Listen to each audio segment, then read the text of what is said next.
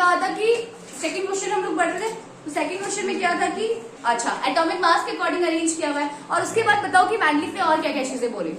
Mendeleev की और कोई चीजें याद है? बोला था ना कुछ स्पेस उसने इका सिलिकॉन इका जगह छोड़ दिया है जहां पे आपको आइडिया मिल गया था कि कौन से एलिमेंट्स वहां पे आएंगे। ठीक है, रो और कॉलम का जो कॉन्सेप्ट था वो किसने दिया था? मैंडलीफ ने दिया था। लेकिन यस, वो उसकी जो चीज है वो स्टिक नहीं रही, क्योंकि आगे जो न्यू मॉडर्न पीरियोडिक टेबल था उसका पीरियोडिक फंक्शन कौन बन गया था?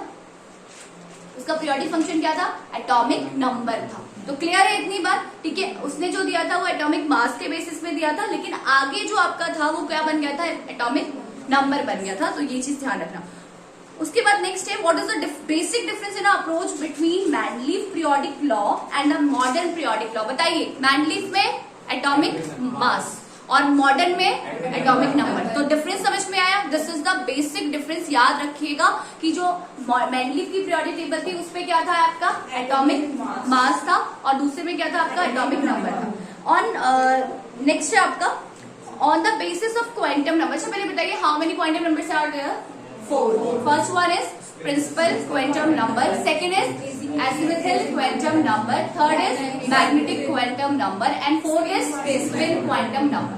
क्लियर है ये बातें सबको? ठीक है, उसके बाद वो कह रहा है on the basis of quantum number justify that the sixth period, how many periods in a periodic table?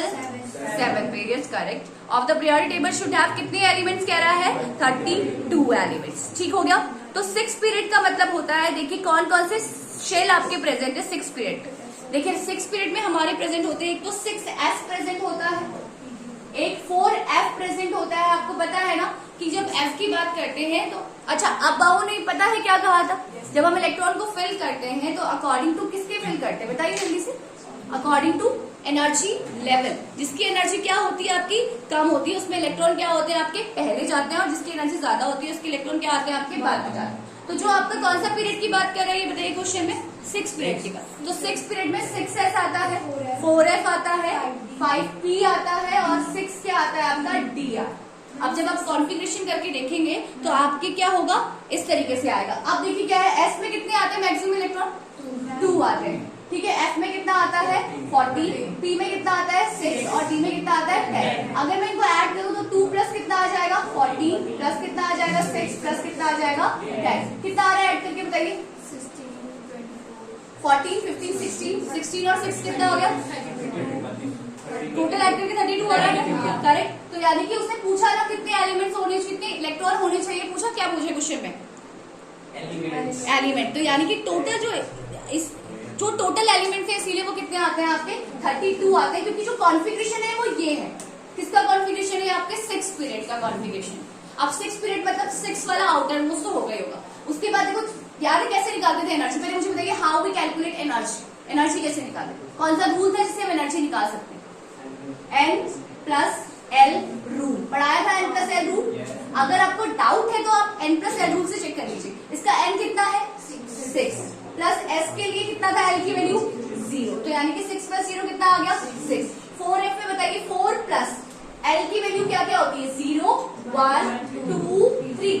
0 मतलब S, 1 मतलब P, 2 मतलब D और 3 मतलब F। तो यहाँ पे F है तो F का मतलब कितना आ गया? 3 आ गया। 4 प्लस 3 कितना होगा?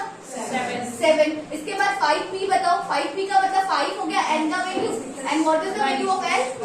1। तो 5 प्लस 1 कितना हो गया? 6। और यहाँ बताइए 60 में 6 प्लस कितना हो गया? d की वैल्यू 2। 6 क्या हो गया? 7, 8। तो यानी कि लोअर एनर्जी वाला पहले जाएगा और हायर एनर्जी वाला क्या आएगा आपका? बाद में आएगा। तो आप यहाँ पे देखो ना कि जैसे f की वैल्यू यहाँ पे 7 आ रही है, तो यहाँ पे 5 क्या आ गया आपका? 5 प्लस 1 कितना आ गया आपका? 5 प्लस 1 कितना आ गया आपका? 6 आ। ठीक है, अब इसमें क्या है कि 6 प्लस d वाला क्या आ गया? 6